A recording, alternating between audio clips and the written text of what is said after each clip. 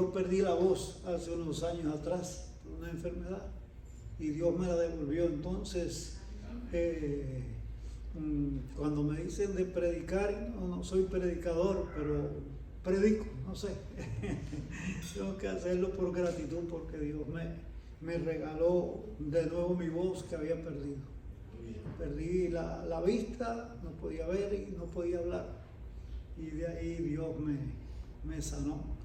Y increíblemente en Cuba, mientras estuve en Cuba, tuve la medicina que llevaba. Y después que estoy aquí en los Estados Unidos, nunca más me la he podido poner, pero Él me ha sostenido y me ha dado salud. Así que les invito a buscar ahí en el libro de Hechos, en el capítulo 9, de los versículos del 1 al 6. Una porción conocida, un personaje muy conocido, pero no por esto siempre, verdad que la palabra siempre tiene algo que enseñarnos, algo con que renovarnos. Si se quieren poner en pie o estar sentados como quieran, leemos esta porción.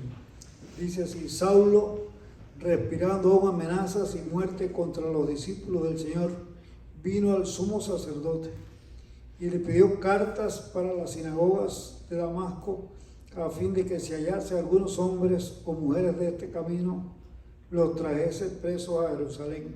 Mas yendo por el camino, aconteció que al llegar cerca de Damasco, repentinamente le rodeó un resplandor de luz del cielo.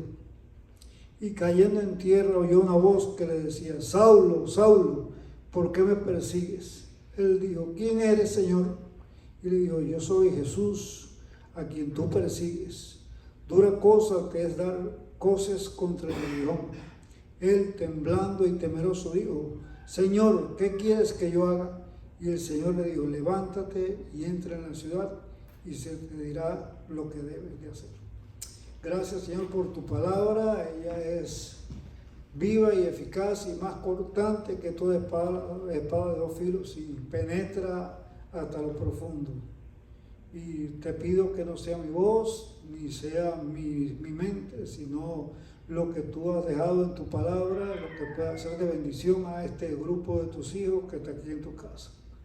Y gracias por esta noche. En el nombre de Jesús oramos, Señor amado. Amén. Gracias. Pueden sentarse. Alguien ha dicho que si alguien hubiera sabido cuando pusieron un piano en las manos de Mozart por primera vez lo que iba a suceder, no podía predecir. Igual que aquel que enseñó los primeros cálculos matemáticos a Einstein, no se imaginaba que detrás de algo tan pequeño iba a surgir alguien que podía llegar tan lejos. En el Evangelio, en el cristianismo, se habla de 3 grandes conversiones, hombres que cambiaron mucho el resto de la historia. Agustín de Hipona, se habla de Martín Lutero y, por cierto, no se puede dar fuera al apóstol Pablo, ¿verdad? Quien escribiera tantos libros de la Biblia y viajara. Alguien dijo que las distancias que viajó él son increíbles, llevando el Evangelio. Pero en esta noche queremos centrarnos en esto, en el título del mensaje, que decía de Pablo, de perseguidor a qué, a perseguido. Entonces estamos ahí tratando de estar trabajando esta parte. Pablo ya aparece en la Biblia, ahí en el libro de Hechos, cuando tiene el contacto con Esteban. No sé si recuerdan cuál fue la relación que tuvo él con Esteban. A ver, quiero que ustedes participen y me ayuden. Guardaba la ropa de lo que apedreaban a Esteban. En otras palabras, estaba ahí presente. Pablo, siendo aún muy joven, ya está presente cuando está ocurriendo el martirio de Esteban. Dice que la costumbre era que cuando ellos iban a apedrear unos a otros, se quitaban las ropas para tener quizás más agilidad y poder apedrear con más facilidad. Y Pablo, como una autoridad ya bien joven, pero ya una autoridad dentro de ellos, delante de él como aprobación a lo que está ocurriendo, ponen las ropas de ellos ahí delante de él y él está ahí. ¿Y qué más en la historia de la vida de Pablo? ¿Qué otra relación tiene él con los cristianos? ¿Cuál era el rol, qué era la posición de Pablo con respecto a los cristianos? Perseguidor. Era un auténtico perseguidor, ¿verdad? Era un auténtico seguridad del Estado. él hizo todo lo posible por destruir la iglesia.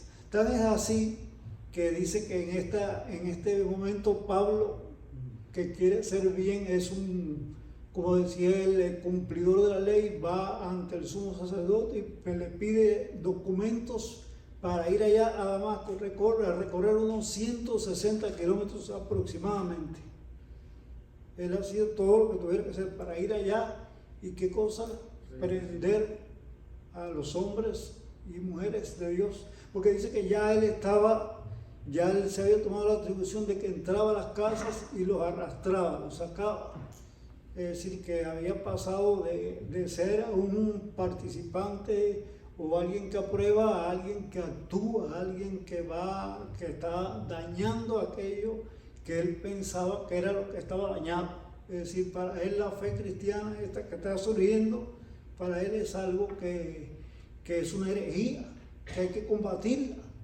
Esta gente están locos, se están pervirtiendo, y entonces el que es tan enérgico, el que, como decía, era en cuanto a la ley, era fariseo, era un hebreo de hebreos, es decir, dice que él viene de la línea de Benjamín, no tenía en su ascendencia, no tenía nada de contaminación, era un puro judío en toda la extensión de la palabra. Y en cuanto a la ley, cumplidor al pie de la letra, es decir, que si hubiera habido salvación por la ley, él la tenía garantizada porque era un estricto cumplidor de la ley. Y entonces él no quiere violar nada, él quiere ir a perseguir a los cristianos, pero quiere ir como autorizadamente, con una carta. Arranca y ahí va en el camino hacia Damasco, y es cuando ocurre qué cosa. ¿Cómo es que Dios puede parar a Pablo? ¿De qué manera? ¿Cómo lo escribe la Biblia? Un rayo de luz, dice que lo cubre, lo deja como ciego y lo tumba al suelo. Algunos le han puesto el caballo, que si iba un caballo, le iba un caballo, no sabemos si iba a pie o iba a caballo, pero lo que sí, la realidad es que, ¿qué pasa? Pablo cae a la tierra, queda como ciego, y entonces es que aparece esta voz que le dice: Saulo, Saulo, ¿por qué me persigues? Alguien que está convencido que lo que está haciendo es correcto, de momento es cuestionado por una luz, por una voz que primero lo ha enceguecido, lo ha tumbado, lo ha humillado, lo ha dejado, es decir, le ha cambiado el rumbo de su proyecto de viaje. Y es cuando él pregunta: Señor, y es interesante que él dice la palabra, ¿no? Señor, ¿quién eres? ¿Quién eres, Señor? Y él está reconociendo que hay una autoridad, ¿verdad? El que ha hecho esto es alguien que tiene autoridad y él no sabe qué ha pasado, pero ¿quién eres? Y es cuando él le hace la declaración: yo soy quien, Jesús, a quien tú persigues. Dice, y dura cosa te es dar cosas contra el aguijón. No sé si hay alguno aquí del campo, pero bueno, yo soy del campo más o menos, y si sé lo que está diciendo ahí, ¿verdad? A los bueyes. La gente da pena decir que son bueyes. Pero yo estoy seguro que muchos de ustedes saben lo que es el aguijón, ¿verdad? Es decir, los más jóvenes no tienen ni idea quizás, pero cuando en el campo, en Cuba, el campesino iba arando, va con su yunta de bueyes y llevaba una vara. En la vara llevaba un clavo o algo bien punzante. Y la manera de hacer que el buey cogiera el trillo, con el nombre que le pusiera, que los bueyes le ponían unos nombres muy interesantes, ¿no? Y me imagino que en Israel también. Y entonces lo pinchaban, pero el buey tiene una reacción. Cuando lo pinchan, para que él avance, él tiende a patear. Y él lo que le está diciendo: oye, Pablo, tú estás como el buey torpe, que cuando te pinchan, en vez de avanzar más, lo que trata de patear, y al patear, ¿qué hace? Te hieres más, te pinchas más, estás tratando de dañar algo que no puede ser dañado. Y es el Evangelio de Cristo, ¿verdad? Que estás tratando de perseguir lo imperseguible. Estás tratando de apagar lo que no se puede apagar. Entonces, y es cuando dice, yo soy Jesús a quien tú persigues, dura cosa. Y es increíble que un hombre como Pablo sea descrito en el versículo 6, dice él, qué cosa, qué pasó en la vida de Pablo, dice él temblando y temeroso. Pablo temblando. Yo es verdad que esa parte de la historia me cuesta porque está contada por la palabra, pero un hombre como Pablo temblar, caer en tierra, quedar como ciego, es humillación, es un cambio, es una manera de poder confrontar, de poder parar a este hombre que era imparable prácticamente. Dice que él temblando y temeroso dijo, Señor, ¿qué quieres que yo haga? Y el Señor le dijo, entonces levántate, entra en la ciudad y se te dirá lo que debes hacer. Es interesante que a Pablo le tienen que guiar. Y entonces aparece otro personaje en escena. ¿Quién es el personaje que le sigue ahí en la historia? Ananías. Hay un hombre que está conectado con Dios. Qué interesante es cuando uno está bien conectado con Dios. Uno va a tener revelación. Uno va a estar ubicado en el tiempo histórico que está. Uno va a hacer el rol que le toca. Y es cuando el Señor se le revela a Ananías y le dice, tienes que ir allá, a donde está este hombre llamado Pablo. Y dice, pero Señor Pablo, si lo que yo tengo por información es que Pablo es un perseguidor que está acabando con la iglesia. Y es cuando Dios le dice, Ananías, no es tu proyecto, es mi proyecto, tienes que ir allá, tienes que ir a confrontarlo, porque él ha recibido la visión que un hombre como tú va a llegar y le va a tocar, le va a llamar. Y es interesante que Ananías cuando llega donde está Pablo le dice, hermano Pablo. A mí me llamó mucho la atención cómo ya hay un cambio, ¿verdad? Hay obediencia, pero ya también hay aceptación de que este Saulo ya está convirtiéndose en alguien diferente, ¿verdad? Alguien que Dios va a usar de una manera totalmente diferente. Y es cuando Ananías, al poner las manos, pues él recobra la vista y dice que Pablo estaba ayunando y orando. Alguien ha dicho que Pablo estaba orando para conectarse con Dios y ayunando para desconectarse del mundo. Qué interesante, ¿eh? Y entonces en esta posición es que lo encuentra Ananías y ya después vemos el tiempo que Pablo está ahí en Damasco predicando también. A mí me resulta interesante conectando con algo que dijo Darwin, como que el pasaje central del libro de Hechos es Hechos 1:8, y no sé si alguno lo recuerda, ¿verdad? Es como el pasaje que resume todo el libro, y recibiréis poder cuando haya venido sobre vosotros, ¿qué cosa? El Espíritu Santo, y me seréis testigos en Jerusalén, ¿dónde más? En Judea y Samaria y hasta lo último de la tierra.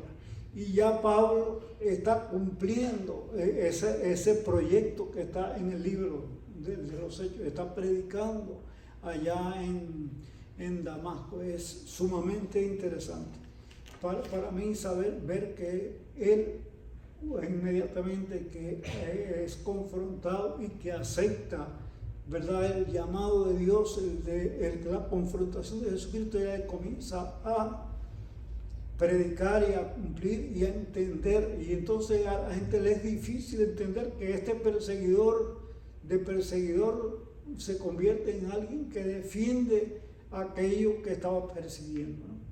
Eso es súper interesante y es impactante para la vida de uno. Esto es una realidad en nuestras vidas. No importa quién tú hayas sido, ni dónde hayas salido, ni lo que hayas tenido, cuando Dios te confronta, cuando Dios te toca, cuando Dios te envía a alguien, cuando tú vas a hacer entonces lo que ni te imaginaba que podía hacer. Yo oigo el proyecto que ustedes tienen de ir a la universidad Y ustedes saben que las universidades son los lugares donde la gente tiene la cabeza, más cabeza que cuerpo, ¿verdad?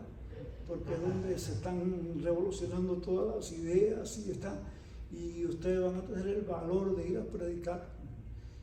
Les felicito, les animo y me gozo en oír que tienen un proyecto tan lindo, ¿verdad? Pero tan desafiante, tan desafiante. Se van a encontrar con Saulo de Tarso, allí se van a encontrar con gente que tienen conocimiento, que tienen una proyección filosófica, pero que no tienen a Cristo en el corazón. Están vacíos, como veníamos comentando en el carro. La gente puede tener sus proyectos, pero cuando Cristo no está como proyecto vital, las cosas se desvanecen, la vida no cobra sentido y cuantas cosas más. Para otra persona que para mí es interesante en la conversión de Pablo es Bernabé. Ya después que Pablo sale de Damasco, que tienen que descolgarlo, ¿verdad? Dice la historia, y tienen que sacarlo porque lo quieren linchar. Aparece en escena que llega donde están los apóstoles y no le creen, pero no es posible que este hombre se haya convertido, no es posible, este era nuestro enemigo letal, pero siempre Dios usa a alguien. Y para mí Bernabé es como esa persona que es un apaciguador, que es alguien que sabe ser usado por Dios para interceder, para proveer una información oportuna. No sé si ustedes conocen personas así. Yo estaba recordando y hablando con mi esposa y digo, mira, fulano se parece a Bernabé. Personas que tienen sabiduría, que son creíbles y que la gente tiene que detenerse para oír lo que van a decir. Es cuando Bernabé dice allá a los apóstoles, ay, este hombre va a ser muy útil, este hombre, atiendan lo que él va a decir, acéptenlo, porque él es una nueva criatura, es una nueva persona, no es el perseguidor. Ya él fue perseguido y ya él está transformado. Y yo quería dejarles como conclusión, ahí está en la última diapositiva, algunos desafíos o cosas que para mi vida son importantes y creo que para la tuya también. No importa cómo les parezcamos a los demás, todos tenemos un lado oscuro en la vida. Como Pablo, tú y yo podemos haber tenido lados oscuros o estar viviendo en este momento algún lado, algo que está, con lo cual tú estás luchando, con lo cual tú estás padeciendo, algo que te quita el sueño, que te drena las fuerzas, que te desanima, que te aplasta. Pero no importa lo que sea. Nuestro pecado no podrá superar nunca la gracia de Dios. Creo que hay un pensamiento por ahí que no hay lugar tan profundo ni tan lejano donde la gracia de Dios no pueda llegar, ¿verdad? Tercero, aunque nuestro pecado esté viciado, cualquiera puede encontrar un nuevo comienzo con Dios. Cuando yo veo la vida de Pablo y veo todo lo que él hizo, asesino, perseguidor, y de momento convertirse en una figura que trastornó el evangelio, el mundo de aquella época, y ha llegado a nuestros días con tanta sabiduría en sus libros y demás. Cuando leo Filipenses, cuando leo las cartas paulinas, que son tan preciosas, digo, no, qué cosa tan grande. Y no se quede estancado donde estaba antes. Proponte delante de Dios y con la ayuda de Dios cosas nuevas para tu vida, para tu iglesia, para tu familia, para lo que tú quieres, para lo que tú piensas y lo que quieres que Dios haga en ti y a través de ti.